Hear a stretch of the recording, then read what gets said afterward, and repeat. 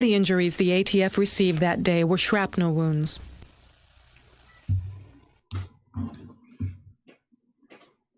All right, so we're going to leave off there. The link to that video is in the show prep. It's on the side of the slide there. That's slide 10 with that video. That's called The Big Lie, Waco, The Big Lie. And Interesting. You know what? Well, go ahead and finish your saying and I'll make my point. Yeah, it's just like insane. This channel that I have linked to that has this video, if you look on that channel, there's two other things on Waco that y'all can watch. Okay, so think about this. What has happened since this is the 51 year anniversary? Or no, it's 51. What was I thinking? Okay, I'm sorry. It's 1993. So no, I'm sorry. There's something else I was thinking at. My apologies. What? So on, did you notice that they changed the whole date from May 1st, one of their days, to April 19th, again, one of their days? Yeah. Did you see that recently? Yeah. And what event took place on April 19th? Do we know about? This one right here, Waco. Yes, that's right. Again, the whole domestic terrorist angle. Oh yeah. Then what else took place on April 19th? 2 years or 2 years before, or well, no, 2 years later. Oklahoma City. Oh, that's right. Son of a gun. PatCon operations. So what? This so is if insane. you okay, now think about what the push is right now. Gun control. Gun control. Now think about the fact that they just moved that date again from this May 1st to this date. Now think about what they've all set up. Think about the symbology. Think about the parallels they've been drawing. Think about what you just said, the big lie. Yeah. What have they been saying? The big lie. They lie. Well, I mean, the big lie in general. Yeah. Look at what they did with January 6th. The big lie about that. Right. So, my conspiracy spidey sense is going all over the place here. So I would suggest everyone just get some supplies and just bunker down for a little while. I sense some effery afoot, big time. I sense, and think about what they've been saying, that January 6th was like they want a 9/11 style investigation, and that the way that they're pushing it and what it is, this is the same type of thing that we saw before we had 9/11.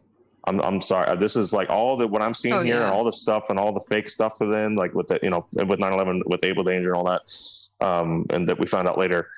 Like this is just lining up to be something big, and so everyone, please be careful. Just this, I don't like where this is going at all. Yeah, I mean, it's very disturbing. I don't like where this is going either. And they're painting and crafting a narrative.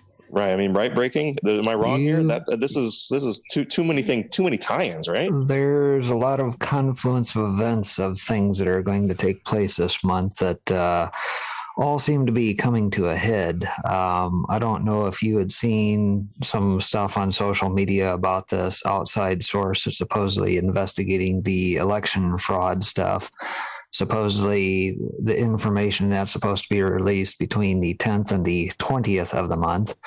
And on top of that, there's indications that the financial system and that is going to go through some major changes between now and the end of the month. And there was a kind of a semi-prophetic guy, and that was on Greg Hunter's USA Watchdog here recently talking about that. And you can see it. I mean, all one has to do is take a look at the shenanigans going on right now with Archegos and Greensill, and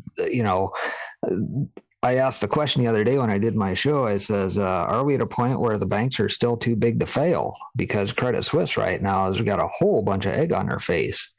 And there's just a strange confluence of events going on this particular month. Yeah, it's really creepy. And it's, they're really clamoring for all of this stuff. And you can tell that if they get this 9/11 commission, it's going to be exactly what the 9/11 commission report was, which was a total whitewash and nonsense. But it's the fact that they're talking about Waco again too. You put out in live chat about the WND article. Yeah, it just came through today. Yeah, with the anti-vaxxers, like, great. Yep. Oh my goodness. Short bus Mooner. Yes, this is live. Yeah, the article title was "Killing Liberty. Could Vaccine Resistors Be Wacoed?" Oh, great. Well, that's comforting. Yep. Good Lord.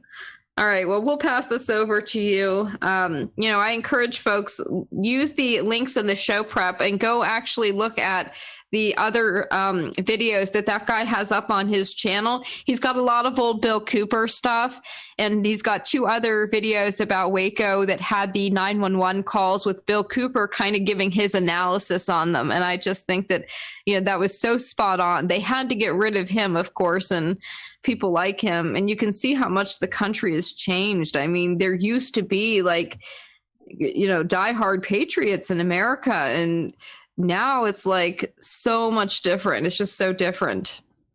Yeah. Very sad. All righty. Bye, guys. Have a good one. Yep. Take care. Have a good See night. ya. All right. Well, good evening, everybody. How we doing? Breaking Spectre here. Hopefully you guys are doing well. Good to see you guys here. So I'm going to get things rolling here right now, and we will kick this puppy off.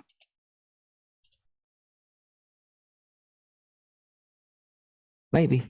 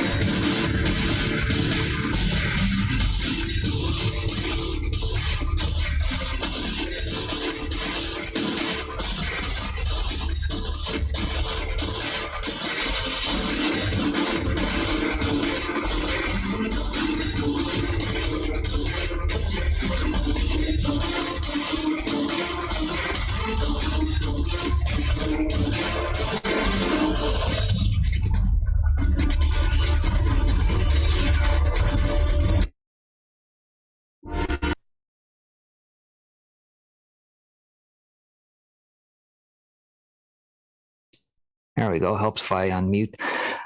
Good to have you aboard as always. Light Switch, good to see you. LC Mac Vigilance 2, El Guapo 1776, Chris Craw out there, Radix, BK Masterson, Billy the Kid 17, Biggie 2.0, all in house.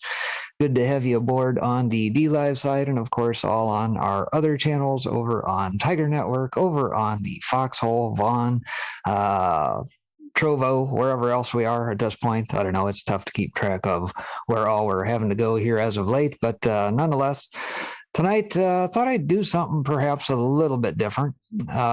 Started going back through some old archives of articles I had from back in the day, and started noticing some parallels, and I thought, I wonder if this would make for an interesting show. There's just some uncanniness in that, dating back to the days of old 44 when he was in office. So I thought, what the heck? So tonight, I think that's what we'll do. We'll bounce through some stuff here, see how things play out, and whether or not some of these things still fit here even yet today.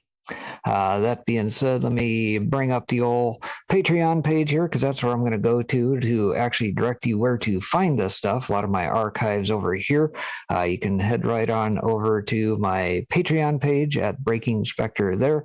And of course, we'll head right on down to, we'll go to Patriots here, and you'll see a litany of books net that I kick out on a month-over-month basis, this being the latest one, but I'm going to go all the way back to one of the very first ones that I kicked out back in the day.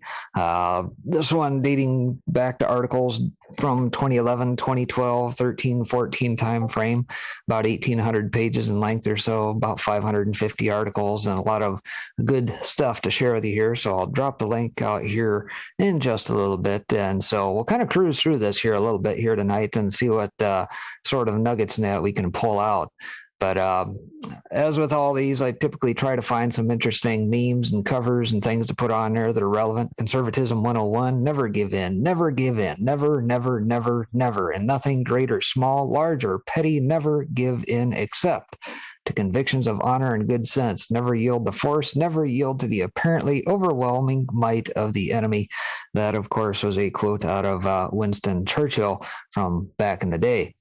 So, like I said, I'm just going to start wheeling through some of these articles here and see what kind of stands out here tonight, kind of round robin it.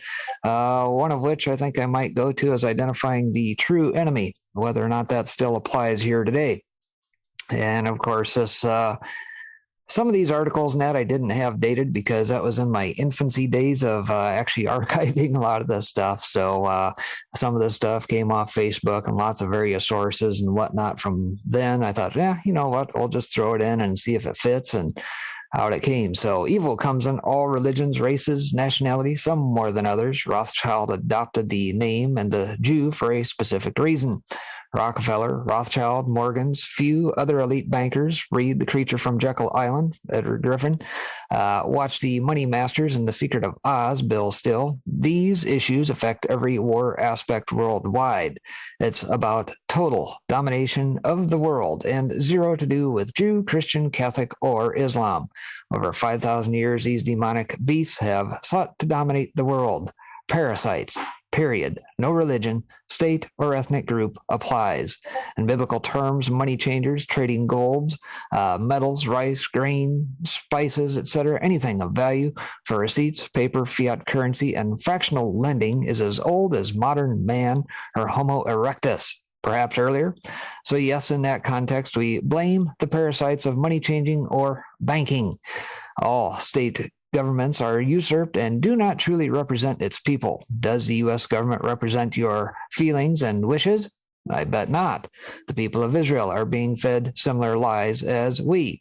How to make this about a religion, ethnic, or nationality is playing into the plans of those who wish to divide and conquer. Please don't allow yourself to be duped. Remember our enemies. They are few and can be easily defeated if we all rally against them and do not allow them to manipulate us into thinking that our enemies are each other.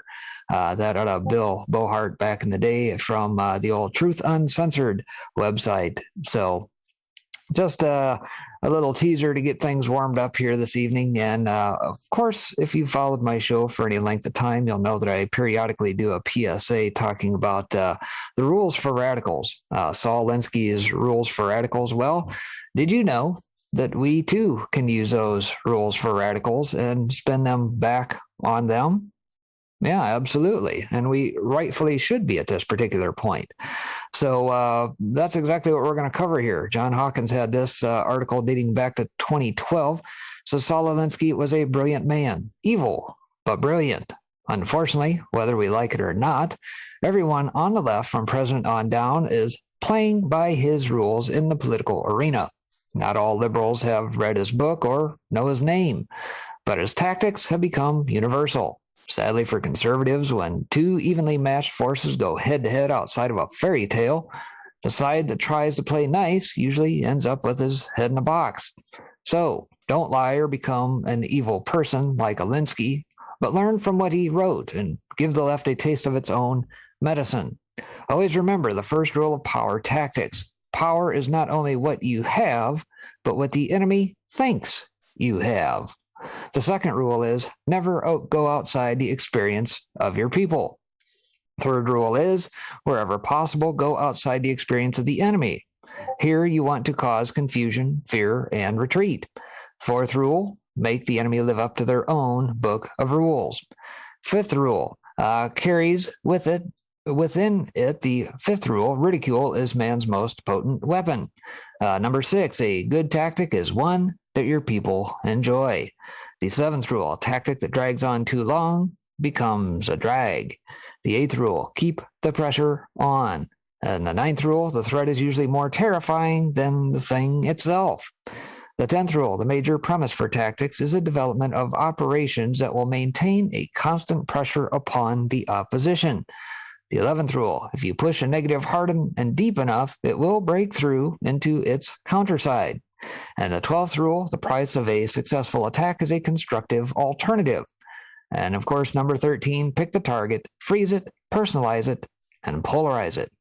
Those are the main rules for radicals, brought to us by none other than Saul Alinsky.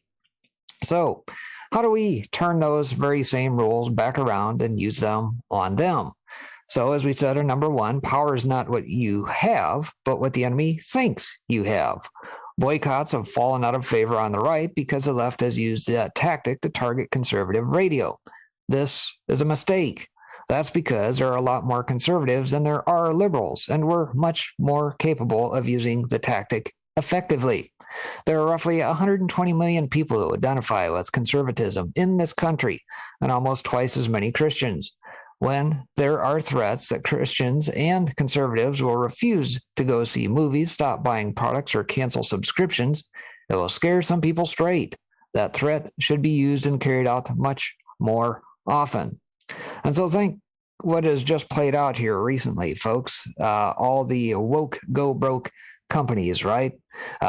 You get one state that stands up, put some legislation like Georgia forth to put a little voter integrity in place, and all of a sudden Coke stands up and says, go against the whiteys, and then you got a bunch of other woke corporations coming against them. Well, guess what? This is the apropos time to use that particular tactic.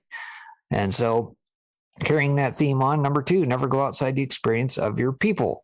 Want to know why Republicans are so terrible at reaching out to minorities? Because identity politics works really, really well, and conservatives tend to oppose it on principle. So, white Republicans are constantly trying to go outside of their experience and reach out to minorities who are generally disinclined to listen to them because they have the wrong skin color. When the GOP accepts reality, adopts a tactic of the Democratic Party, and starts paying off our own Sharptons and Jesse Jacksons to reach out to minority groups and call Democrats racist, we'll start making inroads with minorities for the first time in decades. So basically, yes, they want to do this divide and conquer business, drumming up fear and hate and everything else, manufacturing confusion amongst whites versus Asians, blacks versus Asians, et cetera, you name it. Well, we ought to spin it right back around them, make them eat their own stuff. Number 3, whenever possible or wherever possible, go outside the experience of the enemy. The GOP often foolishly retreats from social issues. This is a huge mistake in an era when 76% of the country is Christian and most liberals find sincere Christian beliefs to be repellent. We don't have to preach at anyone, wag our fingers, or turn into legions of Ned Flanders, but we shouldn't be afraid to talk about our Christian beliefs, stick up for our Christians who are under attack, and hammer the left for its anti-Christian bigotry. Conservatism is a pro-Christian ideology, and liberalism is an anti-Christian ideology. We should never be afraid to drive that point home. Number 4, make the enemy live up to their own book of rules. This is something conservatives have gotten much better at in the last few years, but we seldom take it far enough. If we did, a tax cheat who advocates higher taxes could certainly never be our Treasury Secretary. 44 would be afraid to associate with race hustlers like Al Sharpton or one percenters like Warren Buffett and Al Gore, who would have either given up his mansion or his status as the leader of the cult of global warming. And I guess there's a part 4A, ridicule is man's most potent weapon. Conservatives have a tendency to try to win every debate with logic and recitations of facts, which, all too often, fail to get the job done because emotions and mockery are often just as effective as reason.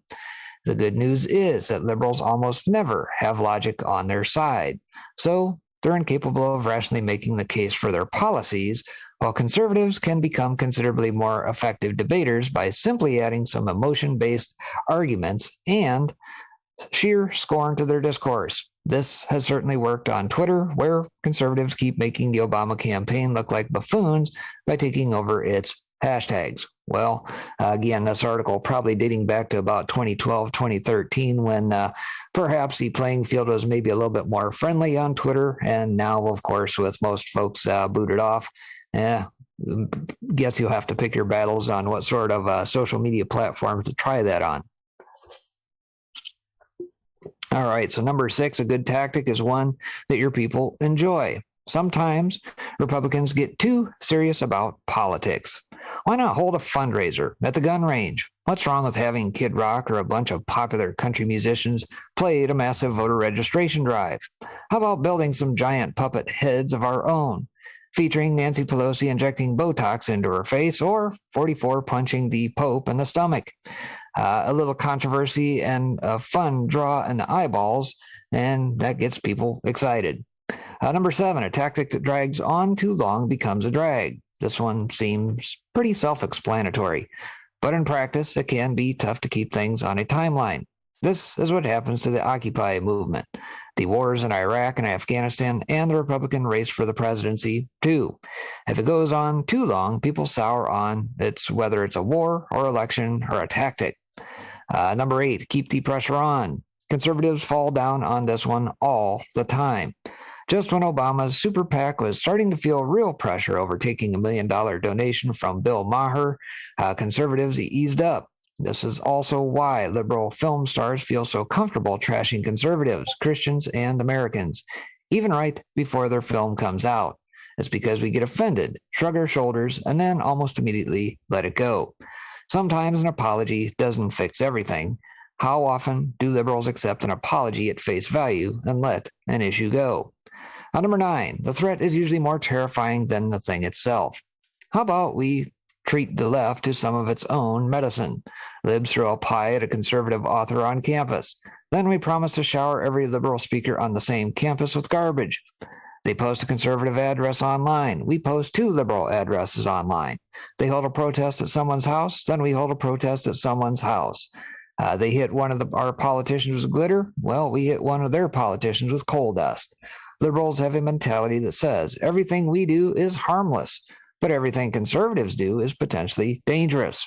Yet we're usually too well behaved to copy their tactics. Mimic those tactics once or twice, and the libs will freak out so hard that they'll start declaring it to be off limits for everyone, including their own activists. Number 10, the major premise for tactics is the development of operations that will maintain a constant pressure upon the opposition. When you launch an attack, tie it in as part of a theme and never stop hammering the theme as long as it's true and it works. John Kerry is a flip-flopper. Bill Clinton is a liar. Barack Obama is bankrupting the country and wrecking the economy. Tie your attacks into themes that can be picked up on social media, talk radio, cable TV, and on the blogosphere over the long haul. Why does McDonald's keep running ads? Because it may be that the 50th ad or 100th ad you see that gets you to go buy a Big Mac, just as it may be the 50th or 100th time someone hears that Obama is bankrupting the country and wrecking the economy before it sticks. So repetition is obviously key. Number 11, if you push a negative hard and deep enough, it will break through into its counter side. The winner in politics is almost always whoever is on offense. Liberals understand this is an intuitive way that most conservatives don't. We think because we have this wonderful, honest, logical response to a charge that we're soaring and scoring major points. But except in rare cases, it's not true. If you're spending all of your time refuting the charges that you're extreme, racist, hate women, and despise the poor, you're losing.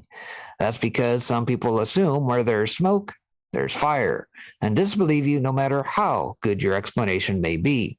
Additionally, if you're busy defending yourself, you can't go after the other side. Defend when you absolutely have to, but make sure most of your time is spent attacking, relentlessly attacking. Number 12, the price of a successful attack is a constructive alternative.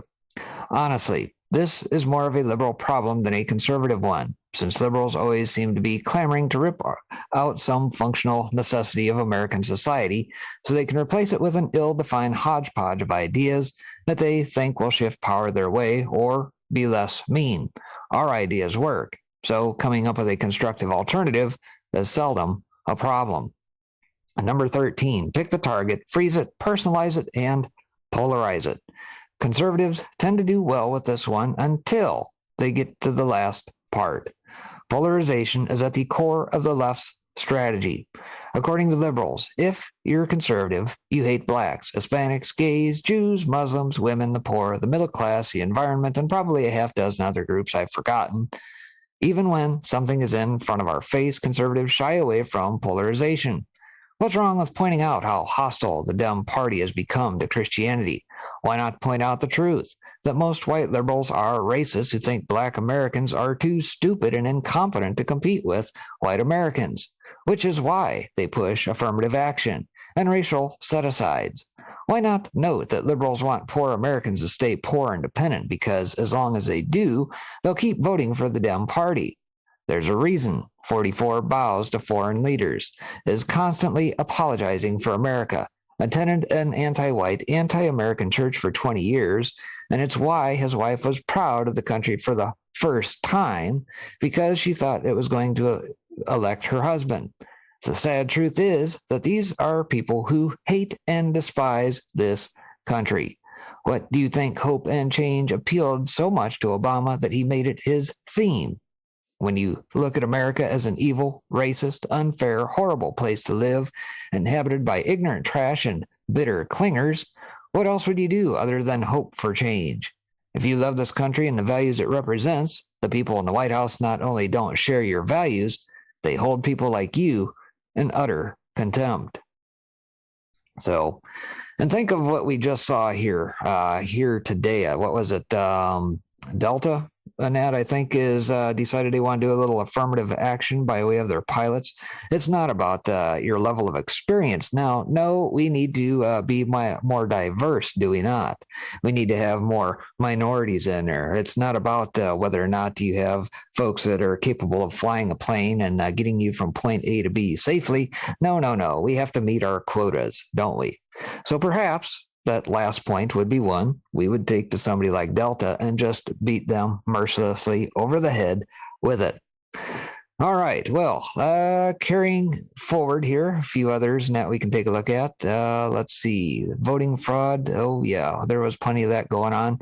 Yeah, what the heck? We'll jump into 2012. What was going on back in 2012? Because obviously they think today that, no, there was no fraud, but I'll tell you what, back in 2012, there was plenty of it going on with old BHO. You want proof that the last election was a fraud? Well, here are 22 for starters, and the IRS and FEC suppression of conservative groups too now.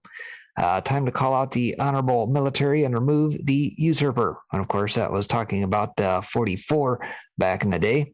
Says, after what we had seen this November, how is any American ever supposed to trust the integrity of our elections ever again? Again, folks, this is dating back to 2012, some 8+ years prior to this last campaign. There were over 70,000 reports of voting problems on election day, and there are numerous eyewitnesses that claim that they saw voting machines change votes for one candidate to another right in front of their eyes. So I'm just going to jump forward into the cases here that happened back in 2012. I'm sure this 2012, 2014, 2016, 18, 2020, wash, rinse, repeat, except bigger, better, faster, louder, and more of it. So feast your eyes on this. This is what we knew back in 2012. According to the Elections Protection Coalition, voters across the United States reported more than 70,000 voting problems by 5 p.m. Eastern Time on Election Day. Number 2, there were 59 voting divisions in the city of Philadelphia where Mitt Romney did not receive a single vote. That sounds awful familiar. Flash forward 8 years. Same campaign, it seems. Same playbook. It says in those voting divisions, the combined vote total was 19,605 for 44 and 0 for Romney. I'm sure that's perfectly possible. Number 3, the overall voter turnout rate in Philadelphia was only about 60%, but in areas of Philadelphia where Republican poll watchers were illegally removed, the voter turnout rate was over 90%, and Obama received over 99% of the vote. Perfectly plausible. Yep, sounds very similar to what we just saw here. Flash forward 8 years, and wash, rinse, repeat. Officials in Philadelphia have already ruled out an investigation. According to WND, one poll watcher in Pennsylvania actually claims that he witnessed voting machine software repeatedly switch votes from Mitt Romney to Barack Obama. It was in Upper Mancunji Township near Allentown, PA, where an auditor, Robert Ashcroft, was dispatched by Republicans to monitor the vote on Election Day. He said the software he observed would change the selection back to default to Obama. Happened about 5 to 10% of the votes. Said changes appeared to have been made by a software program. Ashcroft said the format for computer programming has a default status, and in this case, it appeared to be designating a vote for Obama each time it went to default. Number 5, somehow Mitt Romney won 55 out of the 67 counties in the state of Pennsylvania and still managed to lose the entire state by a wide margin because of the absurd vote totals that Obama ran up in the urban areas. Number 6, Barack Obama received more than 98% of the vote in 10 out of the 50 wards in the city of Chicago. Perfectly possible as well, I'm sure. Statistically correct. Number 7, prior to the election, voters in the states of Nevada, North Carolina, Texas, and Ohio all reported that voting machines were switching their votes from Romney over to Obama. Number 8, there were more than 50 precincts in Cuyahoga County, Ohio, where Mitt Romney received 2 votes or less. Number 9, there were more than 100 precincts in Cuyahoga County, Ohio, where Barack Obama received more than 99 times the votes that Mitt Romney did. Number 10, Barack Obama, who received more than 99% of the vote in a number of very important precincts down in Broward County, Florida. Broward County seems to be where it's always at. Let's see. Number 11, Wood County, Ohio, which Obama won, has a voting age population of 98,213, but somehow 106,258 votes were registered to vote on Election Day. Flash forward 8 years, equite et repite. Let's see, 10 counties in the swing state of Colorado have a voter registration rate of more than 100%. Obama did not win in a single state that absolutely requires a photo ID in order to vote. Shocker. Color me shocked. At number 13 right there, voter ID. We can't have that now, can we? Number 14, in Ohio, 2 election judges were caught allowing unregistered voters to cast ballots. Number 15, many Ohio voters that showed up at the polls on Election Day were surprised when they were informed that they had already voted. Perfectly okay, slip in the back door and go ahead and vote again. Number 16, in fact, there were reports all over the nation of people being unable to vote because records showed that they had already voted. Number 17, according to U.S. Representative Alan West, there were numerous voting irregularities in St. Lucie County, Florida on Election Day. A thing that spurred our curiosity in our race was the fact that at 1 o'clock in the morning on election night, all of a sudden, there was a 4,000 vote swing that took me from being ahead to putting the lead into my opponent's hands. 1 o'clock, 3 o'clock seems to be when everybody's not paying attention. It's par for the course. Number 18, in Wisconsin, there were allegations that Obama voters were actually being bussed in from out of state. Never seen that before, have we? The Dems stationed a self-described big Chicago pro bono attorney as one of their 2 observers at this small polling place. He remained at the polling place from 7 a.m. until well after 8 p.m. A huge price Chicago attorney sitting in Sheboygan, Wisconsin, polling place, observing wards comprised of 1,500 voters. Why? Why would someone from Chicago be observing in Sheboygan, Wisconsin? And why at such a small polling place? Finally, isn't it interesting that this would occur at the very polling place in which all of the above described events also occurred? Again, why would a Chicago attorney be observing an election polling place with fewer than 1,500 voters in it in Sheboygan, Wisconsin? Of all the places there has been suspected voter irregularities and outright fraud throughout the entire United States, why here? Why Sheboygan? Why this small ward? In any case, you get the idea there. Number 19, prior to Election Day, an Obama for America staffer was caught on video trying to help someone register to vote in more than one state. Par for the course. Number 20, it is being alleged that unions in Nevada have been registering illegal immigrants and pressuring them to vote. 21, according to townhall.com, there was a systemic effort by the Obama campaign to suppress the military vote because they knew that most military votes would go against Obama. And last but not least, from 2012, number 22 here says, according to the Naval Enlisted Reserve Association, it appears that thousands of military votes from this election will never be counted at all. And so that was going on back then. And it appears we did not learn our lesson, and we saw the very same damn things play out here some 8 years later. When will we learn? Don't you think it's time that we get rid of all these electronic voting systems out of all of our precincts and counties and everything else? I do. I think we ought to return to paper ballots and manually counted by hand. Get rid of this business where stuff gets farmed out, all this electronic crap, and just get it the hell off the land. Dominion Systems, EES, Smartmatic, all of it gone. Get it out of here. Boat anchors, see ya. All right. Let's see. A new Declaration of Independence. And of course, based on what we just saw play out here today, we got old creepy Uncle Joe thinking he can just strike of a pen and phone just like his old boss 44 used to be able to do. Just issue these decrees and make it so, and away we go. We're just going to, put these little restrictions on the Second Amendment here, and all will be good. Well, I caution our friends in DC for doing such shenanigans because, quite frankly, there's plenty of room on that calendar for yet another Independence Day. And it will happen, guaranteed. Let's see, out of John Galtier from back around 2012 time frame says, do not be afraid to share. It's the least you can do. Support the revolution. Read the declaration. It says, when in the course of human events it becomes necessary to ensure that a president who has led the country to near ruin and who is working to discard the basic principles upon which this great country rests be removed by any means necessary, it is incumbent upon us that we submit the reasons to the people. And let me blow this up here a little bit. Maybe you guys can read that a little better out there. There we go.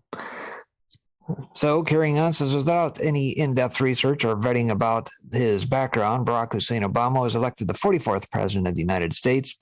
And for all intents and purposes, we could probably substitute 44 with 46, and it would probably still be fairly accurate in reading this, quite honestly, because in essence, what we're witnessing is basically the continuation of the 16-year plan, are we not? We just had a brief 4-year pause with DJT in the middle. And of course, now they're, picking up right where they left off, albeit at a frenetic pace. Let's see. It says there were voices of caution who early on exposed Obama's connections to former terrorist Bill Ayers, anti-American vilifier Reverend Wright, crook Tony Rezko, and anti-Semite Rashid Khalidi, but they were laughed at as the people allowed themselves to be demagogue on hope and change. Evidence continues to suggest that Barack Obama's long-form birth certificate is indeed a forgery. This would make his presidential eligibility suspect. And I think we knew that at the time, especially if you have to go so far as put everything under seal. Says thus, the American people are at a critical watershed moment in our history. Well, again, flash forward 8 years, and here we are at this precipice yet again. So the facts are in. Obama's ideology and core principles are now public and exist for all to see. We can no longer claim ignorance. We can no longer be naive. We can no longer deny what is patently before us. The record of this current president is a history of repeated injuries and usurpations, all having in direct object the establishment of an absolute tyranny over these United States. To prove this, let facts be submitted to a candid world. Mr. Obama has given himself the powers to declare martial law. It is a sweeping power grab that should worry every American. Thus, Barack Obama is very dangerous, the apotheosis of an insidious strain of authoritarianism that destroys from within. In a statement published on December 31st, 2011, Mr. Obama states that Today I have signed into law H.R. 1540, the National Defense Authorization Act for fiscal year 2012, though he claims that he has signed this bill despite having serious reservations with certain provisions that regulate the detention, interrogation, and prosecution of suspected terrorists. It was Mr. Obama who demanded the removal of any and all protections for U.S. citizens and legal residents. So keep that in mind, folks, based if you recall what just happened on January 6th and all the inflamed rhetoric that has come out of the DOJ, the FBI, et cetera, don't think for a second that the latest version of the NDA does not still have this language in it. It likely does. So then, like King George III, Obama has now established a distinct possibility of placing standing armies without the consent of our legislatures, although sadly, in this case, the Senate passed this unwholesome disgrace. King George III would be pleased. In fact, Mr. Obama sees fit to bypass the pesky Constitution whenever it suits him, thus ignoring limited government tenets, which were at the core of the Founding Fathers' belief system. Thus, the NDAA detention mandate allows indefinite military detention not just to foreigners. Now, U.S. citizens are included in the grant of detention authority.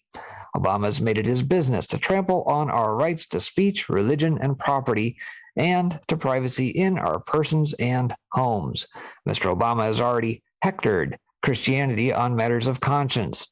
Through the Patient Protection and Affordable Care Act, better known as Obamacare, Mr. Obama is forcing Catholic institutions to pay for insurance covering contraceptives. Why, when religious liberty was weighed against access to birth control, did freedom lose? A clear intrusion into the first of the 5 protections of the First Amendment. Bishop Daniel Janke has likened President Obama's healthcare policies to the attacks on the Catholic Church by Adolf Hitler and Joseph Stalin of yesteryear. Dare we go down that totalitarian road again? The onslaught against free speech has been heightened because of the cooperation between Mr. Obama and the OIC, or Organization of Islamic Cooperation. The Obama administration stands united with the OIC on speech issues, thus silencing Arab reformers and anyone who makes any allegedly negative remarks about Islam. The repressive practices of the OIC member nations speak volumes about their restrictions on free speech. Hence, the encroachment of the de facto blasphemy restrictions in the West threatens free speech and the free exchange of ideas. That an American president would threaten this most fundamental right is yet another resounding reason why he needs to be removed from office. In December of 2009, Nat Hentoff, a nationally renowned authority on the First Amendment and the Bill of Rights, asserted that if congressional Democrats succeed in passing their health care reform measure to send to the White House for Obama's signature, then they and he are determining your health decisions. Now think what has just played out with the old mask wearing and jabs and everything else, right?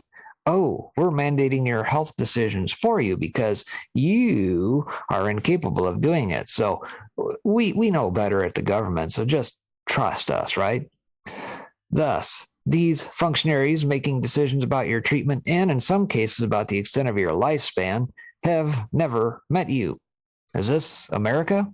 Hentoff concludes his piece with the revelation, I'm scared and I do mean to scare you. We do not elect the president and Congress to decide how short our lives will be. Thus, we still hold these truths to be self-evident, that all people are created equal, that they are endowed by their creator with certain unalienable rights, that among these are life, liberty, and the pursuit of happiness. And whenever any form of government becomes destructive of these ends, it is the right of the people to alter or to abolish it, and to institute new government laying its foundation on such principles as to them shall seem most likely to affect their safety and happiness. We declare revolution of whatever kind will free us from this coming enslavement and do demand the secure right to change the government. Voting is just about dead. This fundamental right has been stolen and seriously eroded as the Department of Justice openly and arrogantly dismisses genuine cases of voter intimidation with nary a word of concern by 44. Although there is a visual proof and evidence of threats to the voting public, as well as exhortations of death threats to a man on trial, Attorney General Eric Holder turns a blind eye. Now, flash forward to 2020, and we saw the very same thing take place. Switch up actors, Bill Barr, you get the idea. By his selective indifference, Mr. Obama has created a racially divisive atmosphere in America. He continues to promote his hateful attitude wherein the civil rights progress made in this country for all its citizens is ignored. Surely, Mr. Obama has excited domestic insurrections amongst us as he engages in racial division, class warfare, and phony gender wars. If Mr. Obama is indeed so interested in the rights of women, then why does he support Islamic Sharia law, which demands second-class status for women? These diversions serve to stir up resentments. Unfortunately, they are successful in obfuscating the shameless actions of this 44th president. Mr. Obama is not content with taking the country down the path to oligarch-controlled socialism. His centralized control of the healthcare industry, his increases in entitlement programs, his redistribution of capital, in fact, his sweeping reputations that give the government new authority to control the entire financial sector are reminiscent of Karl Marx's 10-point agenda. And although communism was unknown in 1775, the signatories of the Declaration knew of the absolute power of the monarchy and would see through the oligarch nature of this ism. Furthermore, Obama has obstructed the administration of justice, instead pitting one group against the other through waivers. If Obamacare is so laudable, why extend waivers in the first place? In fact, it is yet another example of how manipulative Mr. Obama is when he tries to make the people dependent on his will alone. Mr. Obama has ignored the laws of our country to impose an arbitrary and capricious rule of law by outside forces. He finds it more expedient to pit the federal government against an American state which is trying only to enforce federal immigration law. To this end, Mr. Obama has seen fit to subject us to a jurisdiction foreign to our Constitution, which was so clearly enumerated in the Declaration of Independence as reason to reject King George III. By issuing a universal period review, the first of its kind, Mr. Obama has given the United Nations the right to dictate to America. Thus, the stakes of our national sovereignty have just been raised. Despotic countries of the United Nations have now been empowered to dictate how Americans should conduct themselves. Is this not reminiscent of King George III waging war against us? Moreover, the Obama State Department ordered the suspension of routine border inspection procedures in order to whisk Muslim Brotherhood Islamists into our country. Thus, Egyptian Muslim Brotherhood's Freedom and Justice Party did not have to go through the normal procedures of inspection. Recall, the Muslim Brotherhood's mission statement is Allah is our objective, the Prophet is our leader, the Quran is our law, jihad is our way, and dying in the way of Allah is our highest hope. Allahu Akbar. Negotiating with the Muslim Brotherhood is akin to negotiating with the dictator Hitler. It is appeasement all the way. Why does the Obama administration cavort with such people? Does this not make him unfit to defend the interests of America? And again, you don't even necessarily have to say this is Obama. One could very easily swap the names out and replace that with Mr. Biden, and it would be right on par with what we see playing out here today. Remember, infiltration, not invasion, right? Echoing the despot of old, Mr. Obama has called together legislative bodies in such manner that makes the action less transparent for the sole purpose of fatiguing them into compliance with his measures. So while he calls for creating easy-to-read shorter bills, Mr. Obama creates monstrosities of several thousand pages. He is famous for his Friday night document dumps, pushing the legislation through late on Friday evening when Congress has retired. And I suppose one might surmise and say that perhaps the $1.9 trillion bill here, the $2.2 trillion monstrosities here, all the porculus bills, et cetera, Cromnibus bills could all be considered the same. Before Obamacare was passed, Mr. Obama promised C-SPAN complete transparency and public coverage so that the American public could study the law. And of course, that never happened. The equally guilty Congress allowed itself to be bullied and bribed so that many of our so-called representatives did not even read the bill. Although some of them now claim buyer's remorse, it is too little, too late. Obama is a liar and needs to be removed. Like King George III, Mr. Obama has erected a multitude of new offices and sent hither swarms of officers to harass our people and eat out their substance. Furthermore, although there should be no connection between the Internal Revenue Service and one's health care, Mr. Obama is quietly diverting roughly $500 million to the IRS to help implement the president's health care law. Indeed, all these covert actions will eat out at our substance.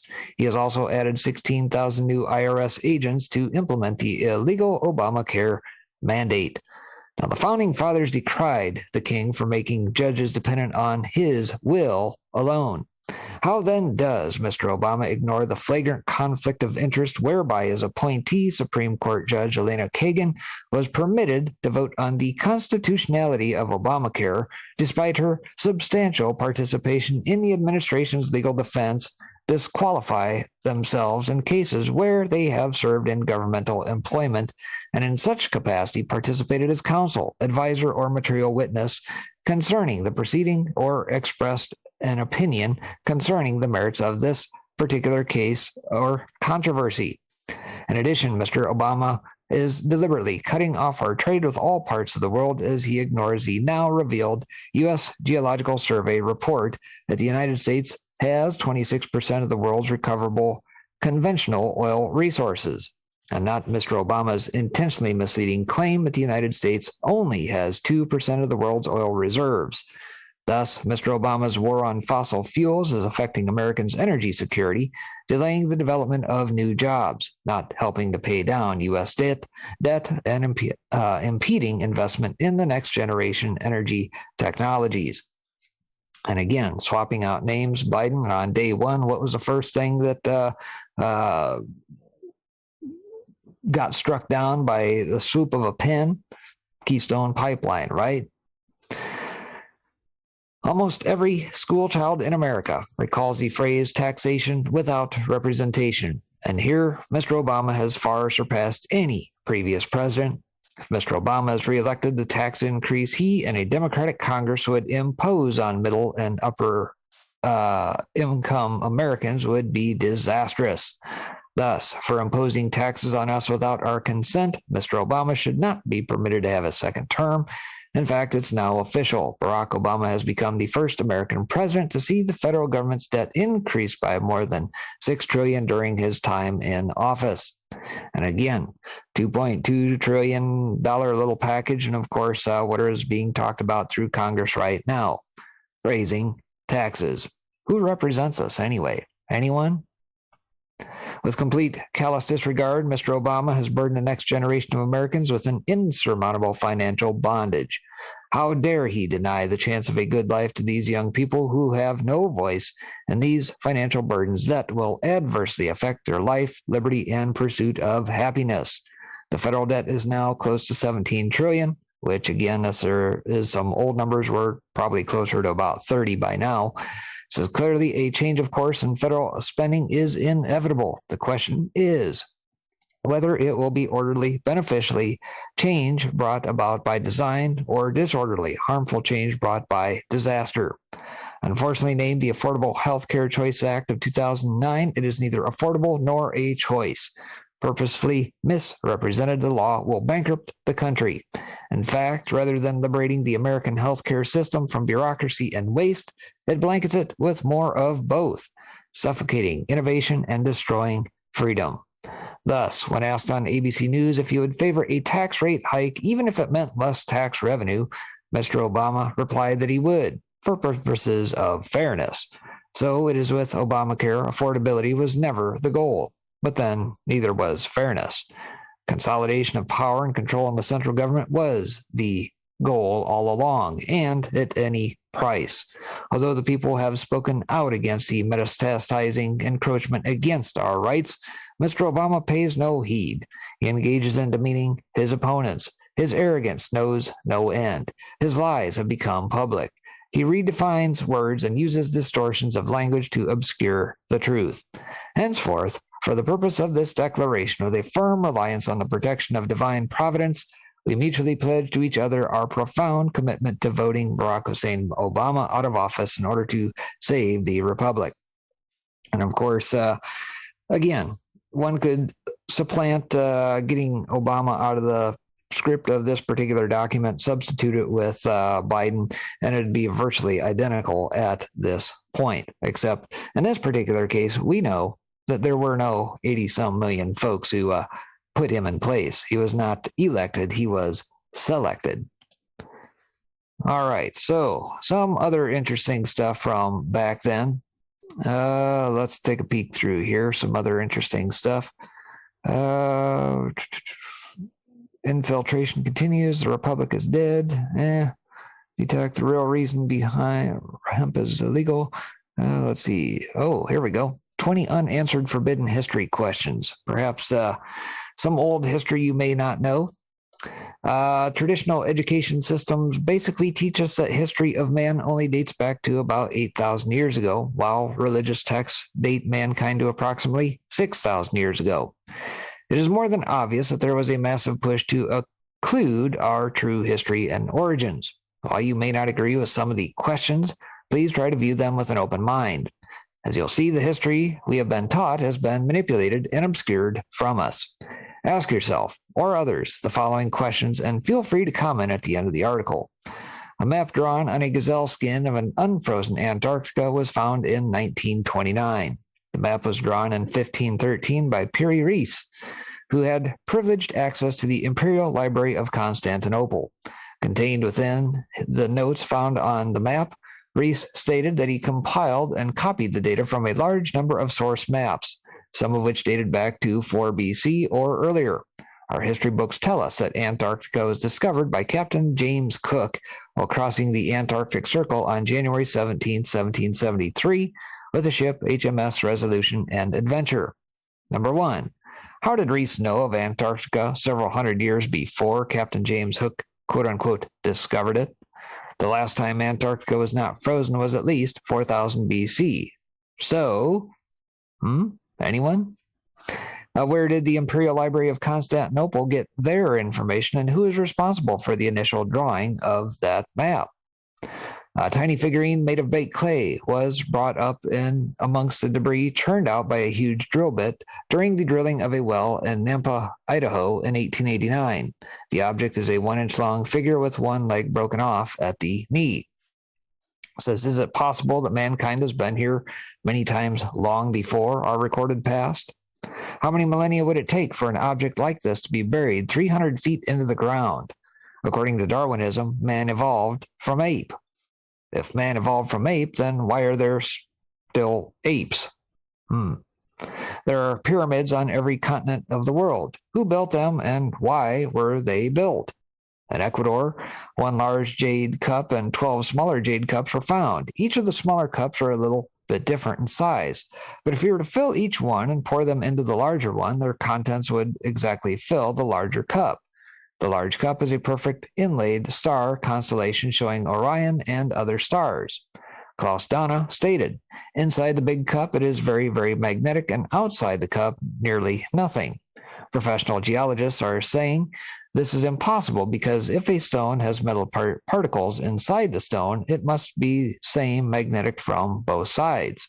The scientists say that it is impossible to have a very magnetic inside of a jade cup with a non-magnetic outside of the same cup. Then who created these vessels and where are they from? In Illinois, a well-bit brought up a 200,000-year-old bronze coin from a depth of 114 feet just outside Chillicothe, Illinois.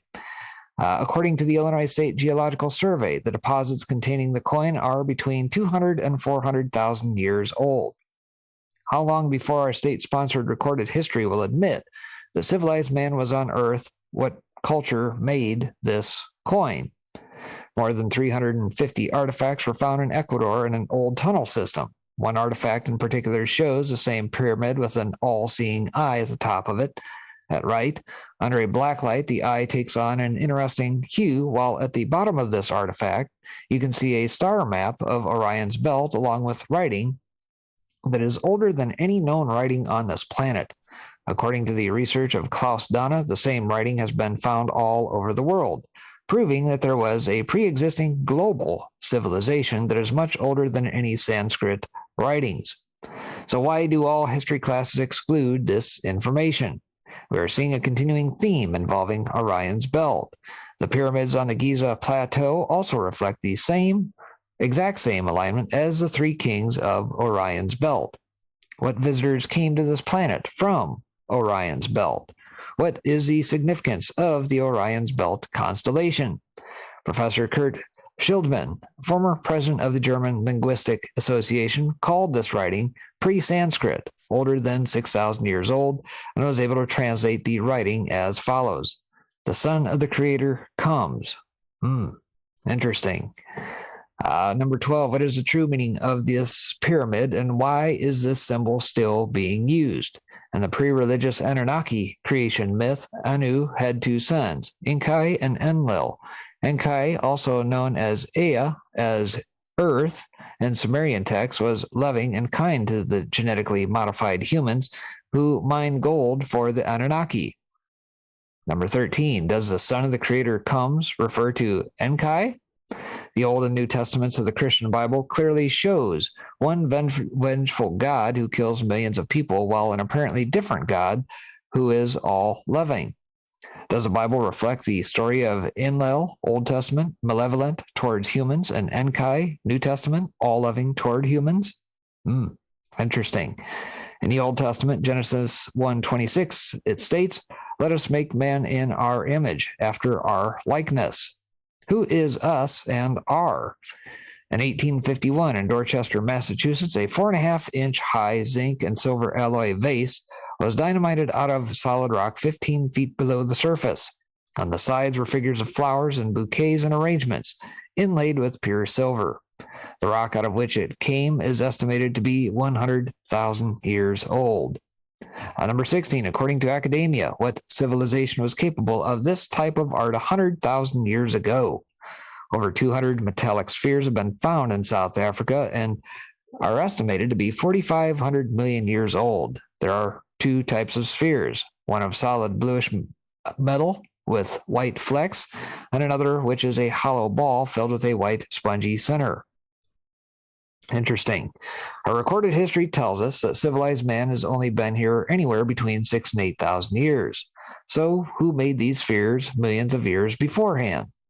And with the exception of stone and precious metals, virtually everything we own right now would eventually turn to dirt throughout the millennia, including all of our TVs, cell phones, cars, planes, and everything made of plastic. So if by chance some major catastrophe were to hit our planet, within 100,000 years, just about every hint of civilization would be buried under years of decay. Is it possible that there are malevolent rulers who have kept us in economic subservience for literally hundreds of thousands of years, if not millions of years? All religions seem to share similar stories. Is it possible that this template has been used since the earliest incarnations came to this planet, perhaps billions of years ago? When will we finally learn to live without being economic slaves to the same system of domination and control? So, kind of an interesting article I had come across from back in the day, some to kind of get the old cobwebs shaken loose from the old brain, as it were. Let's see. Some other interesting stuff from back in the day. A lot of parallels here. Yes. The sheriff, our last line of defense. So, I've talked about this through the Declaration of Independence, the obviously the Constitution, as well as the Federalist Papers. What is the importance of your sheriff? At the end of the day, he is the highest elected official in your county. And of course, you've heard me talk that a number of sheriffs over the years have gone so far as to establish Second Amendment sanctuary counties put together by constitutional sheriffs. So, yes, sheriffs are going to be pretty important in thwarting the overreach of the federal government. Let's see here. So the sheriff is our last line of defense, a necessary office to protect and sustain a constitutional republic. Elected sheriffs, as the top law enforcement officers within their counties, work for the citizens and taxpayers in their jurisdictions, not the federal government. Even the Supreme Court ruled that sheriffs cannot be compelled to follow federal dictates or mandates. Some analysts, citing the increasing federalization of local law enforcement through grant funding with strings attached and other lawless schemes, have expressed doubts about whether or not the quickly growing roster of county sheriffs vying to resist would actually interpose on behalf of their constituents. Critics point out, among other concerns, that some of the chief law enforcers pledging resistance already participate in the enforcement of unconstitutional federal decrees. So do they necessarily have to be part of CSPOA, Constitutional Sheriff's Peace Officers Association? I'm sure it probably doesn't help, or couldn't hurt, rather, but